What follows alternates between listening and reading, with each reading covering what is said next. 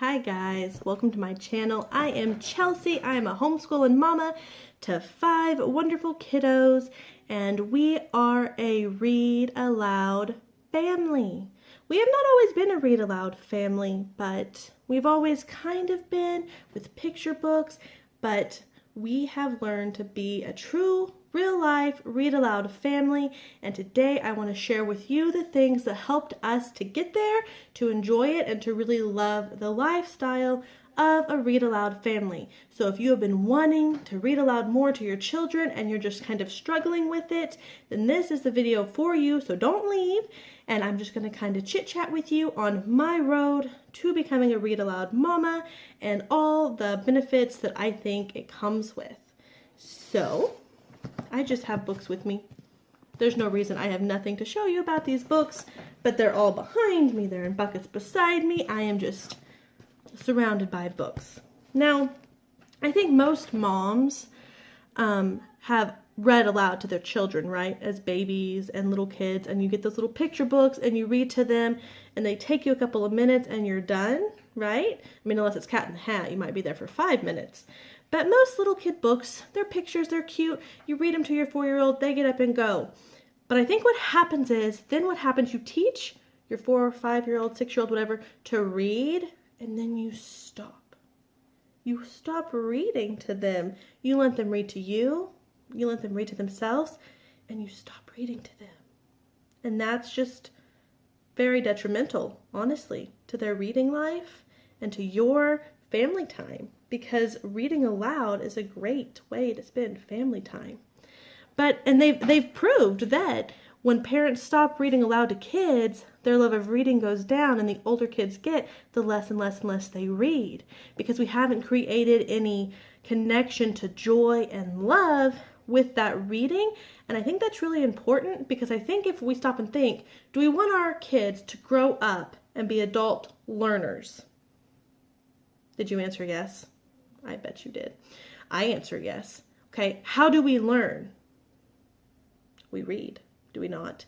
Now, yes, we watch videos, we listen to things, but we read a lot too. And I feel like if we don't create that lifelong love of reading in our children now, it's going to be harder for them to learn to love that as adults. And I guarantee you, if you have your friends who love to read and you ask them were you read to as a kid, they're probably going to say yes. And if you ask your friends who aren't big readers, hey, were you read to as a kid? They're probably going to say no.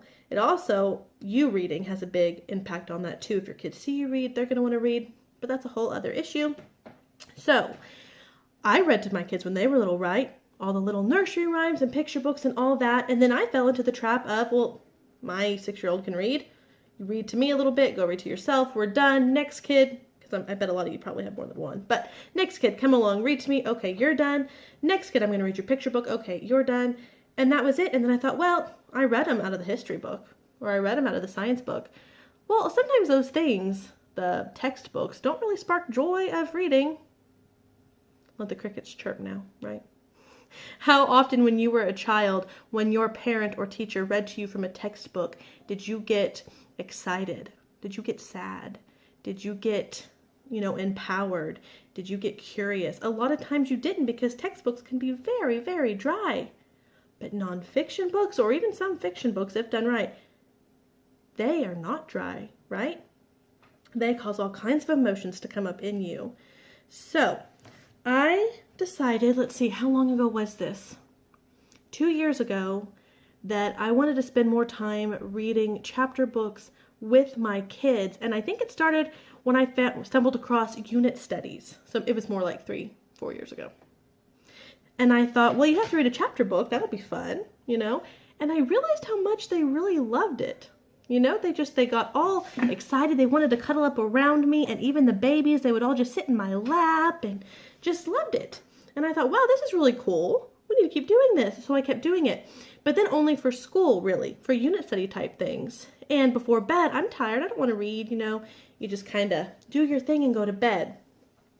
So I would read aloud to my kids, yes, during school time, and that is great. Unit studies are great. It still builds all those same bonds, but I feel like sometimes they know if there's going to be an assignment over it, a little bit of that joy can be squandered. And I really wanted to just read aloud in a purely fun way. And so I thought, okay, I'm going to read one book every day and not do any extra things about it. And what's funny is when you do that, your kids will still be writing about it and drawing about it and talking about it. And none of that was assigned by you. I find that interesting, and it makes my little homeschooling mama heart happy. But like any new thing, you have to be consistent or it's not going to become a habit. And I think that's my number one tip, is to just make yourself do it. And I know that sounds bad because you're thinking, well, I want it to be fun. I shouldn't have to make myself. But think about anything. You're going to start eating healthy. You have to kind of make yourself do it. You're going to go to the gym. You have to kind of make yourself do it. You're going to wake up early. You're going to start a new, homeschool curriculum book. You have to make yourself do these things. You're going to try to have a game night every Wednesday night. Okay, even though that is fun, you're going to forget. And you're going to just go about say you're doing a Wednesday night thing and not think about it because you're not being intentional about it, and you have to be. So when we first started doing just pure read alouds, had nothing to do with school, I had to make myself do it. And I would think, I'm so tired. I've read to them already. I want to go to bed. I want to lay down and I want to watch my TV shows, or I want to stare at my phone, or I want to talk to, friends, or whatever you want to do. I don't want to sit and read. And, it's going to take you 20, 30 minutes. It's not going to take you all day, but you're tired. You want to go take a bath. So you have to kind of make yourself. And I want you to pick a time of day where you think this is doable for you. Some people like to do it right in the morning. Some people like to do it in the afternoon at lunchtime. Maybe it's in the evening right after supper. Maybe it's right before bed. I want you to pick a time that you feel like is going to work best for you, and I want you to try that time out first. Now, we read aloud many different books throughout the day, but our fun, purely non-school thing, it happens before bed. So dinner is eaten. It has been cleaned up. Showers or baths, whatever needs to be done has been done. And now we're going to all cuddle up, get comfy. It might be in your bed. It might be in their bed. It might be on the couch, wherever it is. And you're going to read. And I want you to just aim for one chapter, no matter how short or how long. I want you to aim for one chapter. So one time of day, one chapter, and just make yourself, even if you don't feel like it, I want you to make yourself do it for, it's going to probably take you a couple of weeks. And then all of a sudden, it's just going to be routine and you're just going to do it. You're not going to think about it. And your kids will probably remind you if you start to forget, like, hey, wait, hold on. Where's our story? And you're going to be like, oh, yeah, that's right, story. You're going to sit down and read. And it'll become routine and it'll become habit, like brushing your teeth. You're going to need to do it before bed because that's what happens. Or maybe it's in the morning during breakfast. They're going to be like, we're eating breakfast. Where's our book? Read us our book. And even the older kids, they love to be read to. I feel like people think they're 10, 11, 12. They don't need to be read to. They can read. How many of you listen to audiobooks or podcasts or any of that? That is, you're being read aloud to and you enjoy it. I bet you money. So it doesn't matter their age. They are still going to enjoy it. So I want you to pick a time of day and stick to that time of day. And I want you to pick a chapter a day, and I want you to read. So pick your time of day. You're going to aim for a chapter. You're going to read it. But what are you going to read? You shouldn't just go to the library and grab a book off the shelf, because if you don't enjoy the book, you're not going to want to read the book to your children, because it's not a 2-second, Elmo book. Who cares if you like Elmo? It's going to take you 2 minutes to read it. You'll be fine. You're going to be spending probably 20, 30 minutes reading a book. If you find it totally lame, you're going to read it like it's totally lame. Your kids are going to find it totally lame, right? So I want you to think about, what type of books do you like? Maybe you really like mystery. Maybe that's your favorite, okay? You could read them all day long, okay? And I want you to go to your kids and I want you to ask, what's your favorite type of book? Maybe it's science fiction. So maybe you should go to the library and pick out a science fiction mystery book, something that has both of them in there if you can, and then aim for that book. And I also don't want you to give up on that book after just a couple of chapters, okay? I want you to keep on reading it, unless it's awful, inappropriate or something. Hopefully you picked out a book that's appropriate. But I want you to finish it. Because I can't tell you how many times we started a book and we thought it was the first few chapters, and then, oh, we just love that book now. I want you to give it a good shot.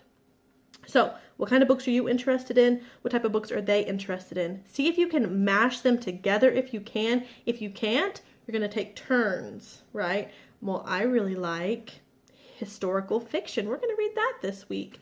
And because you love it, you're going to read it in a way that shows you love it. And I guarantee they're going to be more excited about it, right? If someone's excited about something, we're going to kind of feel excited too, even if we didn't really like that before, because that's just human nature. So if you don't like a book, you're not going to have fun reading it. They're not going to have fun listening to it. So figure out what type of books you love, what type of book they love. Go to the library, browse around, read the first couple of pages, pick one chapter in the middle, read a couple of pages, see if it sounds interesting, and try it out. Those are things that help me. Another tip, and I know this is going to sound funny, and I think it might be more for the kids than for us, but to make it really fun, I urge you to try to make fun voices. Okay, pretend like you're an actor. And I want you to make your voice fun for the kids. I don't want you to read it like the dry eye commercial guy. I want you to read it. I want you to show your emotion through your voice, because that's really going to pull them in, right? If I sat here like this and I was talking to you like this, you're going to turn off the video. You would have clicked and left. Make it exciting. Be passionate. Be emotional. Be silly. Make it fun, and your kids will like it. So we have covered what? Pick a time of day. Aim for one chapter. Pick a book that interests you, right? And make it fun. Another thing I want you to think of it as is book club, okay? I want you to think of it as you're getting together with your buddies. You've all read this book. You're going to have snacks and discuss it. And I get this tip from Read Aloud Revival. She talks about it a lot. It's something that I kind of did before because we do a lot of poetry tea time, so we have poems and snacks and all that. But with books, you can have discussion afterwards and it still not be school, right? And I think it comes natural to a lot of people, but if it doesn't come natural to you, I want you to kind of think of what would be discussed in a book club. So maybe after you're done reading your chapter, maybe ask questions that would be asked in a book club, like, well, do you think that so-and-so will decide to be friends with so-and-so? Like just simple questions that come natural in normal conversations, but not everyone thinks of questions after reading a book. Maybe you're not a natural learner. So, who do you think was the silliest in that chapter? Who do you think was the bravest in that chapter? What do you think is going to happen next? Just keep it fun, simple, little questions, or sometimes when you're done reading, your kids are going to have questions for you, or they're just going to start talking about it because they're really enjoying the book. But think about it like book club. Maybe you're going to have snacks to keep their mouths busy because it does take time. I don't want this video to be too long. I feel like I'm rambling, but I will say it does take time in the beginning to get used to it. And honestly, I love read aloud time now, but when I first started, I kind of hated it because you feel like they're not paying attention. They're moving around. They need to be quiet and still. And I do feel like big kids, they should be kind of quiet and still, right? But little kids, I want you to feel okay with the fact that you can get blocks out, Legos out, colors out, magnet tiles out, sticker books out. Maybe if they're little, like my 3-year-old, she can look at other books while I'm reading. That's perfectly fine. But I want you to feel okay in the fact that when they're young, even my 8-year-old, he colors, he plays with Legos. He's not looking at me. He's moving all around. Sometimes he even rolls around on the floor. If you have an 8-year-old boy, I'm sure you know. And I think, it used to make me so annoyed. Ugh. But you know what? He heard every word I said. Because when we would talk about it afterwards, he would have all of his own opinions and things to say, and he would come up later and talk about the book, and he's listening. So I don't want you to feel discouraged if your kids are playing and moving. As long as they're not talking, really, I feel like it's okay, and I give my children the freedom to do that. Maybe they're going to play with Play-Doh or slime. They're going to color. Sometimes they'll even color on their tablets. As long as they're not on games, they're coloring, it's fine. So I want you to give your kids permission to do that. And I want you to give yourself the grace to know that I might not feel like it's working right now. But I want you to give yourself grace, and I want you to give yourself time to continue doing it. Give yourself a good month or so and see if your attitude has changed any. from when you started, because I bet it has. If I felt like it was frustrating at first and now I love it, you know, that's an example right there. So anyway, pick books you like, pick books your kids like. Don't worry too much about grade level. If you're doing little kids and big kids, I alternate. And so sometimes I will pick a book that's geared like 8 to 12, but as long as it's appropriate, it's okay that my, 5 and 3-year-old are listening. And then sometimes I might pick a book that's like 7 to 9, but my 10 and 12-year-olds still find it interesting. I feel like ages on books are very just someone's random suggestion. I don't feel like it matters too much. So don't worry too much about it. Just pick what's going to interest you and your kids and go from there. I hope I covered everything. I feel like I've rambled a lot. I could talk about reading aloud all day long. I hope it, helped you guys out in your read aloud journey, in your read aloud process. Those are things I did to help me out. I just picked a time of day. I aimed for one chapter. I made sure I had a book that interests me, and I tried to show emotion and joy and all that stuff in my voice as I read. And you will get better at it as you go. I talk very fast. That was a struggle I had. So any struggles you have, you're just going to work on them. And I've noticed when my kids read out loud now, they're reading out loud better just from listening to me read aloud from chapter books, not just textbooks, but they're getting better at that now. They're being able to show all that stuff in their voice, and they go so much more smoothly now. So I hope you guys liked this video. If you did, please give it a thumbs up. If you have any questions or comments, leave them down in the comment section, and I will be very happy to talk with you guys down there. Make sure you subscribe if you have not, so that you can keep coming back and talking with me and having fun talking about motherhood and homeschooling and all that fun stuff. And we will see you guys next time with another video. You guys have a good day. Bye.